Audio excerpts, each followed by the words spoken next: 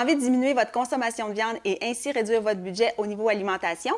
On utilise des ingrédients qui sont pas chers, accessibles et directement dans votre cuisine. Aujourd'hui, on cuisine avec différentes protéines pour remplacer la viande.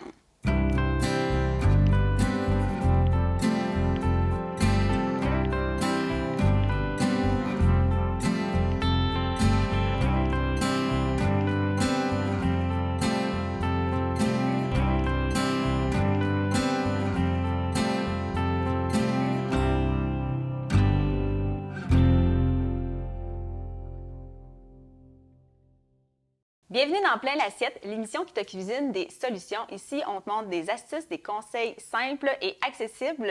Je suis Caroline. Et moi, c'est Mylène. On utilise des ingrédients qu'on retrouve facilement à la maison. Oui, aujourd'hui, on va cuisiner d'autres types de protéines pour pouvoir varier et consommer un peu moins de viande dans notre quotidien. Alors, Mylène, on va commencer par quelle protéine? Moi, j'ai le goût qu'on commence par les œufs. C'est quelque chose qu'on a tous à la maison. Oui. Des œufs. On peut parler de plein de choses par rapport aux œufs. Premièrement, il y a différents types de cuisson au niveau des œufs. Les œufs aussi, on peut les retrouver là, facilement si vous avez des œufs à la maison. Des fois, il y en a qui ont des poules, donc on peut les avoir des œufs de ferme. Sinon, dans la MRC, deux endroits principalement où on peut aller chercher des œufs de ferme. Les Couleurs de la Terre à Yamachiche et la ferme Le Crépuscule aussi, là, une ferme biologique où on peut commander nos œufs. On peut visiter leur site web puis aller les chercher par la suite. C'est au niveau des œufs, c'est pour ça ici des petits œufs de ferme qui sont un peu colorés. Oui, on voit qu'il y a des couleurs différentes. Aussi au niveau des grosseurs, c'est un peu les particularités d'aller les chercher directement chez le producteur. Mais, point de vue nutritif et tout, ça change absolument rien. Parfait. Donc, la couleur des œufs, c'est souvent la variété de la poule. Oui, la sorte de poule. Oui, exactement. T'as quoi? T'as combien de poules chez toi? Chez nous, il y en a 17. Est-ce qu'ils sont tous de la même couleur? Non, ils ne sont pas tous de la même couleur. Il y a des variétés différentes. Est-ce qu'ils te font des petits œufs bleus comme qu'il y a là, ici, à côté? C'est mes petits œufs de ferme. Ah oui, bon, parfait. Directement pris de la ferme, tout à fait, tout frais. Donc, nous, on consomme. Puis ça fait aussi diminuer l'achat des œufs aussi là, à l'épicerie. Oui, quand on peut se le permettre, justement, d'en avoir à la maison. Moi, c'est une réalité que j'ai pas vu la production avicole producteur de poulet. Fait que je vais encourager mes producteurs d'œufs de mon coin, justement, là, pour pouvoir consommer des œufs. Tu as emmené des œufs à la coque déjà prêts. Peux-tu nous donner quelques petits cues par rapport à ça, là, pour la cuisson, les techniques? Bien, en fait, ça, des œufs à la coque, on en a parlé dans les émissions précédentes. C'est toujours le fun d'en avoir dans notre frigo. Après ça, on peut se faire des lunchs avec ça, des choses faciles à faire. Technique de cuisson, on les met dans l'eau bouillante une douzaine de minutes, puis c'est super important de les faire refroidir dans une eau très, très glacée, l'eau la plus froide qu'on peut, parce que quand on le coupe, ça évite d'avoir le petit rond gris là, qu'on voit. C'est pas très grave, mais plus esthétique, c'est le fun de ne pas l'avoir. Parfait. Donc, eau bouillante, 10 à 12 minutes. Est-ce que tu as des trucs pour écaler? En fait, les œufs écalés, c'est sûr que des œufs frais, c'est plus facile à écailler aussi. Sous l'eau froide, on écaille, puis après ça, on rince sur l'eau pour enlever tous les petits morceaux des fois qui peuvent rester. Parfait. Est-ce que tu peux nous montrer, voir un peu... Est-ce qu'il y a des temps de cuisson pour avoir différentes textures du jaune, dépendant comment on veut les manger? Oui, on peut aller plus à du 8 minutes si on va avoir le jaune un petit peu moins opaque comme ça, là, vraiment très cuit. Un peu plus. Du coulant, on peut descendre. Tout dépendamment le style d'œuf que vous voulez, il y a plusieurs types de cuisson là, au niveau de l'œuf à coque. Donc 6, 8, 12 minutes pour avoir différentes textures au niveau du jaune. Mais moi, je les aime bien comme ça. Parce qu'on peut faire plein de choses avec ça, les manger en salade, faire des sandwichs. Oui, c'est ça. Ça les porte petits bien. œufs mimosa qu'on voit dans les buffets très souvent. Fait que ça, c'est parfait. Là, tu vois ici, il n'y a pas de petit rond gris, super bien fait. Parfait, ça. Ensuite, il y a les cuissons un peu standards qu'on peut faire à la poêle sur le four. Oui, bien, les déjeuners, souvent, on va voir soit les omelettes, ça avec des œufs qu'on va fouetter avec du sel, du poivre. On peut rajouter un petit filet de crème, un petit filet de lait pour rendre ça un petit peu plus crémeux. On peut mettre omelette, on peut rajouter du fromage, des légumes. Sinon, on peut y aller avec les œufs brouillés qu'on va faire dans quelques instants. Ça aussi, c'est rapide à faire. Puis après ça, on peut utiliser ça dans des sandwichs. Oui. On parle aussi des différentes œufs cuisson miroir. Oui. Est-ce que tu sais la différence entre un œuf miroir et un œuf tourné? Sinon, je t'aide. Oui, bien, le tourner, c'est sûr qu'il y a une action de plus qui est très difficile des fois. Une fois sur deux, il finit crevé. parce que en le flippant. Bien, le truc, c'est qu'il faut vraiment qu'ils se tiennent bien avec la spatule. Fait que quand on n'est pas à l'aise de flipper comme les grands chefs, bien, on prend une spatule et on retourne. L'important, c'est que l'œuf tienne bien dans la spatule et on retourne. Fait que j'imagine qu'il faut le casser dans une poêle chaude. Oui, poêle chaude pour que ça saisisse bien le blanc. On laisse quelques minutes et on retourne beaucoup moins longtemps du deuxième côté. Ce qui est différent, je crois, avec les œufs brouillés, présentement, on a parti notre poêle à feu doux, qu'eux, on est mieux de les faire à feu doux, justement, pour les partir. Oui, si on va avoir un œuf brouillé qui va rester encore jaune et donc qui vont colorer, brunir, il faut mettre juste quelques gouttes de beurre juste pour dire qu'on en met dans le fond. Même, il y a des poêles qui sont très adhésives, qu'on n'a pas besoin de mettre de corps gras.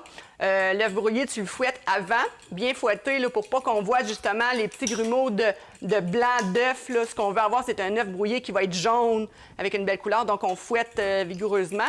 Est-ce qu'on assaisonne tout de suite ou mieux à la poêle? C'est mieux d'assaisonner maintenant. Comme ça, ils vont tous être brassés. On peut rajouter sel, poivre. Oui. Ensuite, on peut rajouter un petit filet de lait que tu pourras rajouter. Puis, sel, poivre, du lait, puis c'est tout. C'est juste pour le rendre un petit peu plus crémeux et un petit peu moins sec, mais vraiment pas beaucoup, juste un petit peu. On fouette et on peut aller faire cuire ça là, à la poêle. À la poêle, là, que j'ai mis à feu doux. Là, tu peux le remonter médium doux, pas trop doux parce qu'il faut quand même que ça cuise. Il faut pas que faut pas que les œufs deviennent bruns. Parfait.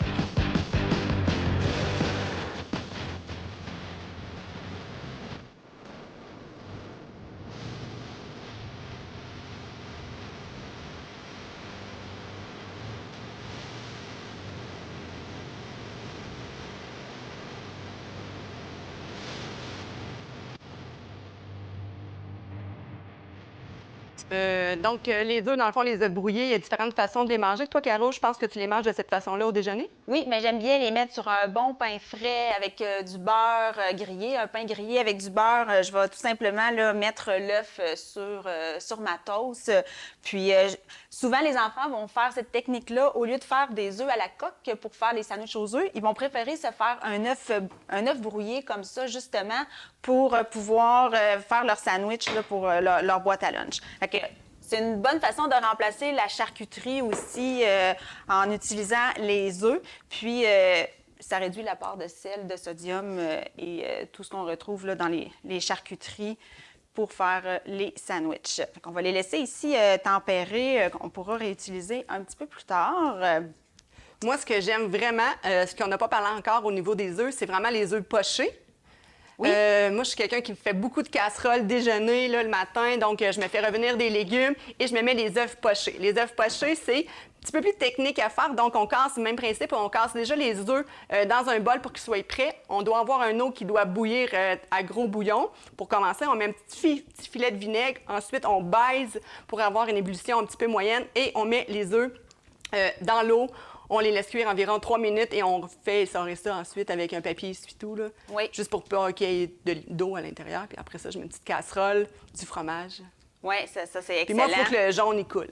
Oui, bien, pour pouvoir comme tremper. Puis justement, vous pourrez aller sur notre site web de plainlassiette.com. On a une affichette qui donne différentes techniques au niveau des cuissons des œufs. Maintenant, une autre protéine qu'on peut intégrer à notre alimentation. Ici, on a du fromage. Oui, différents fromages qu'on a souvent dans notre... en tout cas, même pas pour ma part, j'ai souvent le mozzarella, j'ai toujours ça au congélateur. J'en sors quelques morceaux là, ou quelques petites poignées pour en avoir toujours frais. Du cheddar. Et aujourd'hui, on a du feta. Donc, peut-être moins commun, mais ça fait des belles salades que j'ai envie qu'on fasse aujourd'hui. Une petite salade grecque. Oui, exactement. Dans le fond, on peut me passer ici.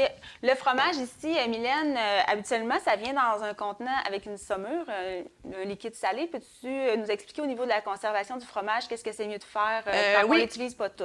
Exactement. Super important, le fromage feta. Même chose pour le bocconcini aussi. On prend un ustensile qui est propre, qui n'a pas été utilisé là, pour autre chose. On va chercher la quantité qu'on a besoin et on travaille sur une planche propre pour couper ce qu'on a besoin. On le garde dans la saumure. On évite la contamination là, avec les ustensiles. C'est surtout des fois des petits morceaux qui peuvent apporter, puis là, ça va tout périmer là, ton fromage. Oui, pendant que je coupe ici le fromage feta, est-ce que tu as d'autres façons aussi d'intégrer le fromage en repas complet au niveau de nos repas? Fromage, tu sais, au niveau des pizzas, au niveau des gratins, sinon souvent des salades, des sandwichs, on peut en mettre beaucoup. Moi, j'aime bien utiliser le cheddar justement pour me faire des petites salades ou des petits, juste des bâtonnets à manger comme ça. J'aime bien aussi des morceaux de pain avec du pain frais. On peut rajouter une petite gelée de piment ou un petit confit d'oignon là, sur des craquelins ou sur des morceaux de pain. Je trouve des fois ça fait une belle apéro là, à 4 heures. On en revient de l'école, on en revient du travail, on a le goût de manger quelque chose de rapide, des petits craquelins fromage. Ça nous donne juste... Ça bouche un petit coin là, avant de préparer le repas. Oui, puis moi, je vais te donner le repas préféré de mes grands ados et probablement de certains jeunes au cégep à l'université qui se fait à toute heure. J'ai déjà vu dans ma cuisine à 2 heures du matin que ça se cuisinait, le fameux grilled cheese. Oui, exactement. Bien, je peux te montrer un petit exemple de tellement facile à faire avec le grilled cheese si tu me passes le pain. On a ici un bon pain aux noix. Oui, pain aux noix, en fait, gracieuseté du pain griffé, la boulangerie Pain Griffé qui est située sur le boulevard Saint-Laurent à Louisville, une belle boulangerie là, à découvrir. Pain aux noix, c'est super. On aurait pu utiliser là, encore là, des pommes avec un fromage brie, petit confit aussi d'oignon, ça aurait fait un beau petit sandwich. Oui. Pour cela, ici, on peut se mettre juste un petit peu de beurre. Pour bien griller dans une poêle chaude. Ça, c'est ça, c'est parfait. Beurre ou un cœur gras, mais... C'est juste pour que ça grille. Si vous avez des pains, pas des pains, mais des grilles panini. Oui. C'est super aussi, là, c'est le fun à mettre dessus. Fait que là, on peut mettre juste du fromage à l'intérieur. Puis on va pouvoir... Ça aussi, là, ici, tu utilises un fromage râpé. C'est une bonne façon d'utiliser ce qu'il y a dans le frigo. Parfois, on va acheter du fromage râpé pour faire des gratins, des lasagnes, mais on n'est pas obligé d'utiliser le fromage en tranches suremballé, là, de couleur pas tout à fait naturelle. Sinon, ce que j'aime bien avec le cheddar, je sais pas si tu connais ce truc, avec l'économe, on vient faire des fines lanières comme ça, fait que ça s'assure que ça soit pas trop épais, puis ça fait plein de tranches, fait qu'encore là, on peut en mettre sur du pain. Sinon, ça peut être aussi dans les omelettes qu'on parlait tantôt, là. Fait que c'est sûr que le fromage, il cuit bien là, dans ce cas-là. Avec ça. C'est vrai que c'est une bonne idée de aussi ajouter un fruit, des morceaux de pommes. Oui, exactement. Ça aussi, ça vient faire un repas là, un peu plus complet. Ça, dans le fond, pour avoir des idées, vous inspirer à cuisiner avec le fromage, le site des fromages d'ici, des producteurs laitiers du Québec, la Fédération des producteurs laitiers, il y a vraiment, vraiment plein d'astuces pour les cuisiner. Il y a aussi où les trouver dans votre région, là, il y a des producteurs aussi là, de fromage. Fait que ça peut être intéressant de varier justement le sandwich. Puis là, tantôt, on avait fait cuire nos œufs. Fait que ça aussi... ça peut être ajouté, là, dans le fond, dans notre petit grilled cheese. Là, on peut varier ce qu'on a le goût de mettre aussi. Il y a tellement de variétés qu'on peut se faire des fois des lunchs rapides, puis c'est facile à montrer là, aux enfants, là, des choses à faire qui sont super faciles à faire, comme ça. Ensuite, on envoie ça, on pourra le faire cuire dans la poêle. Oui, c'est ça, dans la poêle chaude. Moi, pendant ce temps-là, j'ai fait la salade avec notre fromage feta. Vous avez vu, c'est quand même très simple, ça se cuisine très rapidement. Puis souvent, en période de récolte, on a nos légumes frais des producteurs. Sinon, maintenant, les tomates puis les concombres, c'est quelque chose qu'on trouve à l'année de nos producteurs au Québec avec la production en serre. Puis j'ai tout simplement là, ajouté un mélange d'huile et de vinaigre avec un peu de fines herbes. Et voilà, on a un repas ici là, complet avec le fromage feta. Ça, c'est bon à faire d'avance aussi. Oui, moi, j'aime mieux la faire puis la manger peut-être des fois 24-48 heures après. Tout va avoir macéré ensemble. Ça va être encore beaucoup plus goûteux. Fait que ça fait une belle salade d'accompagnement pour mon petit sandwich. Oui, parfait, ça. Fait que dans le fond, fait que ça, ici, il y a ce qui est au niveau du fromage, un troisième type de protéine qui pourrait être utilisé pour remplacer la viande, qu'on retrouve dans plusieurs pays dans le monde que c'est utilisé, ça serait... Les légumineuses. Normalement, on les retrouve en conserve, puis on les retrouve aussi en produits sèches. Fait que souvent, vous allez les retrouver dans des sacs. Il va falloir les faire tremper là, selon les différents types de légumineuses que vous allez trouver. Donc aujourd'hui, on utilise les pois chiches, quelque chose qui est commun dans pratiquement toutes les gardes-manger. C'est important de les essorer, pas de les essorer, de les égoutter, puis ensuite de les essorer pour enlever tout le sel qu'il y a à l'intérieur, les agents de conservation. Et après ça, là, on enlève toute l'eau, puis on peut les cuisiner. Oui, exactement. quand on a rincé nos légumineuses, quand vous ouvrez la canne, il y a toujours un dépôt un peu plus, c'est un peu plus épais dans le liquide, c'est pour les conserver, dans le fond. Alors, c'est vraiment une étape qui n'est pas à négliger, hein, Mylène? Non, c'est super important. C'est pas non comestible, là, mais c'est beaucoup mieux d'enlever tout ça puis d'avoir quelque chose qui a vraiment été rincé puis vraiment net à utiliser. Est-ce que ça les rend plus digestes aussi de faire ça? Oui, super important. Ça va être mieux. Des fois, on a de la misère avec les légumineuses à les digérer. On a des petits gaz au niveau des Ben oui, mais c'est bien d'en parler parce que souvent, les gens se privent de consommer ce type d'aliments-là à cause des effets secondaires, mais parfois, c'est simplement d'utiliser quelques techniques comme ça qui vont rendre justement la consommation beaucoup plus agréable et qui permettent de varier. Là. Moi, les légumineuses, là, je m'en sers pour tricher. Je remplace pas nécessairement toute ma viande par ça. Parce que, bon, j'ai une famille qui est consommateur de viande, mais j'aime bien couper en deux.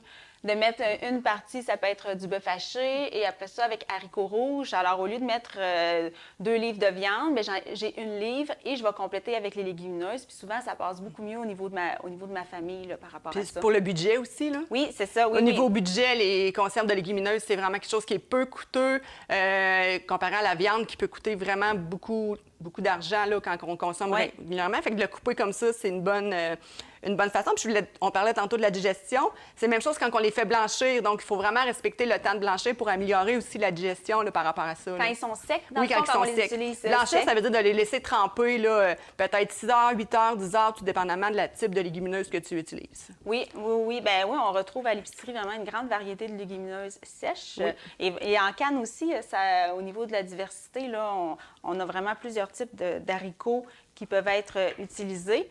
Qu'est-ce que tu vas nous faire avec les pois chiches qu'on a là ici? J'avais le goût de commencer à faire un humus maison au lieu de nacher des fois tout fait. Puis là, il y a des agents de conservation, c'est full salé. Donc ici, on va le faire vraiment tout naturel. On peut utiliser la mayonnaise. Là, aujourd'hui, on va utiliser yogourt grec. Fait qu'on peut utiliser vraiment des agents là, pour rendre ça plus crémeux comme on veut à la maison. Oui. Fait que, tu sais, on utilise ce que vous avez sous la main puis qui est bon de mélanger avec ça. Donc, yogourt grec, c'est nature. Donc, il n'y aura pas de goût de vanille, pas de goût de fruits, là, ici, là. Ça aussi, avoir ça dans le frigo, ça permet de remplacer souvent au niveau oui, puis c'est une bonne protéine parce que le yogourt grec, souvent, va avoir là, jusqu'à 17-19 grammes de protéines là, pour une portion. Fait que ça, c'est vraiment à pas négliger, là. Oui. Là, ici, je vois que tu le fais à la fourchette, oui, mais on pourrait le mettre dans un petit robot, un blender, désolé l'anglicisme, là, pour pouvoir aller chercher une texture très, très onctueuse. Fait que dépendant comment vous l'aimez, si vous voulez avoir un petit peu plus de crunchy, vous pouvez le faire à la fourchette comme Mylène, ou sinon le mettre dans votre robot culinaire pour aller vraiment rendre ça onctueux. On a ici là, des herbes fraîches. Vous pouvez utiliser des herbes séchées pour donner de la saveur, mais on va se couper un peu de persil. On peut le faire un petit peu plus. Là, pour aujourd'hui, je vais le laisser avec des petits morceaux à l'intérieur. Ça va être parfait aussi à manger avec des légumes ou justement tartiner un pain. Puis ça laisse des morceaux aussi un petit peu croquants à l'intérieur. Oui, alors je vais couper ici notre persil qu'on avait. Est-ce que tu avais besoin d'ajouter un jus de citron un peu pour l'acidité? Ça vient donner un peu de saveur. Puis tu peux me donner aussi le sel poivre? Oui, juste là, ici. Tiens. Alors, je mets finement mes herbes. Ça aussi, c'est autre chose à avoir sous la main, là. Des petites herbes fraîches qu'on conserve au frigo dans leur emballage avec un papier essuie-tout. Vous pourrez revoir dans des épisodes précédents la conservation des fines herbes au frigo pour en avoir toujours sous la main. Ça, je vais te mettre ça. On approche le bol. Oui. Oh, ça a quand même une texture bien. Mais on peut le faire aussi avec un pilon à pommes de terre. Ah oui. C'est une bonne façon aussi de le faire parce qu'à la maison, on n'est pas obligé d'avoir tous les équipements. Des fois, on a juste les équipements de base. Puis, il faut apprendre à cuisiner aussi avec juste ce qu'on retrouve là, de base, des fourchettes, des pilons. Des fois, les équipements, c'est des choses qui coûtent beaucoup plus cher aussi à avoir. Donc, pour les familles, on essaie d'avoir juste les choses qu'on a besoin. Oui, exactement. Puis, tu sais, on parlait tantôt d'herbes fraîches. Parfois, on retrouve les herbes ici un peu comme en pot. Fait que ça aussi, au niveau... Tu peux en rajouter dans ta salade. Oui, dans la salade. Fait que ça vient vraiment donner beaucoup de saveur à des protéines, parfois, qui sont considérées peut-être plus fades. Mais en fin de compte, tout simplement, avec ce qu'on va les aromatiser, qui vont donner un repas autant savoureux que de se faire griller un gros steak sur le barbecue. Puis des fois, dans des salades comme ça, je rajoute simplement des haricots rouges. OK. Des olives qu'on peut rajouter, ça fait de la couleur, ça fait du croquant, puis on varie aussi. Fait qu'en ajoutant là, olives avec des haricots rouges, on a un repas complet là, au niveau des protéines. On peut se rajouter après ça craquelin, peut-être des fruits ou un petit dessert fait maison. Mais des fois, ça peut être un accompagnement, mais quand on rajoute justement la protéine qui va compléter le feta, bien là, ça fait un repas qui va être consistant puis qui va nous tenir là, une partie de la journée. Oui, exactement. Il y a aussi, tu sais, dans le fond, on a parlé ici de l'hummus. Les pois chiches, ils pourraient aussi se cuisiner grillés. Là, tu les as écrasés, oui, mais ça se fait aussi mais griller. là, on n'en a pas. Mais quand on les laisse entiers, on les mélange un peu avec un filet d'huile, des épices. Là, on peut y aller comme qu'on veut là, au niveau des épices, épicées, cajun, barbecue. Et on les met sur une plaque avec un papier parchemin. On les envoie au four 10-15 minutes facilement. On les brasse un petit peu. Puis là, ça fait vraiment une collation qu'on peut manger comme le maïs. Ça fait vraiment croquant. OK. Ça fait des petits... Bien, pas des chips, là, mais des petits croustilles de pois chiches qui fait très croquant sur la... Oui, puis tu parles tantôt de papier parchemin. Ça, c'est une astuce qu'on peut vous donner. On est tenté parfois d'utiliser les tapis de silicone, mais il faut savoir que quand on veut avoir un effet grillé, on est beaucoup mieux d'utiliser le papier parchemin parce qu'il absorbe l'humidité. Quand on a un produit plus collant en sauce, le tapis de silicone est très bien. Mais si on va aller chercher le crunchy, privilégiez le papier parchemin à mettre dans votre plaque. Puis, tu sais, ça va jusqu'à 400 degrés Fahrenheit, le papier parchemin. Fait que c'est une belle façon d'aller chercher du croustillant santé sans utiliser de la friture. Là, je sais pas si toi aussi, tu varies un peu chez toi au niveau de... quand tu viens pour faire griller des choses? Oui, bien c'est ça. Moi, chez nous, j'ai toujours papier de silicone. Quelquefois, le papier d'aluminium, si je veux monter ma température un petit peu plus élevée. Mais sinon, j'ai les 3 types de papier. Je privilégie le papier... Parchemin? Parchemin pour, mettons, les biscuits, surtout. Oui. On en a parlé au niveau de la cuisson. Mais sinon, c'est sûr, le silicone au niveau de l'environnement, le gaspillage alimentaire, le gaspillage, justement, du budget, papier acheté. Mais on y va essayer d'y aller avec ce qu'on fait cuire là, pour l'envoyer au four. Au niveau protéines, est-ce que tu as quelque chose autre des aliments qui pourrait être suggéré ou utilisé? Chez toi, mettons qu'on veut varier puis on veut diminuer la consommation de viande. C'est quoi? Bien, moi, sinon, j'aime beaucoup, c'est pas de la viande, mais c'est du poisson, c'est les cannes de thon. Oui. Moi, j'ai toujours des cannes de thon à la maison. C'est quelque chose qui va me dépanner super facilement. Bref, c'est presque mon lunch à tous les jours, là. Canne de thon avec des pâtes, canne de thon, soit je l'écrase un peu comme ça. Ici, je me fais une petite écrasée avec la mayonnaise ou du yogourt dans un wrap, dans un sandwich. Sinon, simplement le thon avec un peu style comme qu'on a fait à la grecque, mais pas les mêmes épices, mais un peu, on varie au niveau des saveurs. Fait que je trouve que les cannes en conserve, c'est quelque chose encore là que pour le niveau budget, c'est beaucoup plus abordable. Ça nous fait des lunchs incroyables, là. Puis il y a quand même beaucoup de protéines à l'intérieur. Oui, mais même lunch ou souper, là, moi, je cuisine des fois des galettes de thon. Puis justement, souvent, je l'incorpore avec une légumineuse, un haricot blanc pour que ça se tienne bien, un œuf. Ça, c'est super rapide. Ça fait changement de la boulette burger standard. Encore une fois, on y donne la saveur qu'on veut. Si on a des épices cajun ou autres, ou dépendant les herbes, puis ça varie le burger, là, justement. On n'est pas obligé d'être végétarien, puis de dire on coupe toute la viande ou ces choses-là pour incorporer ce type de protéines-là. Dans le fond, il faut privilégier une alimentation variée. Puis, bien, ça nous donne aussi un bon coup de main au niveau de notre budget alimentaire.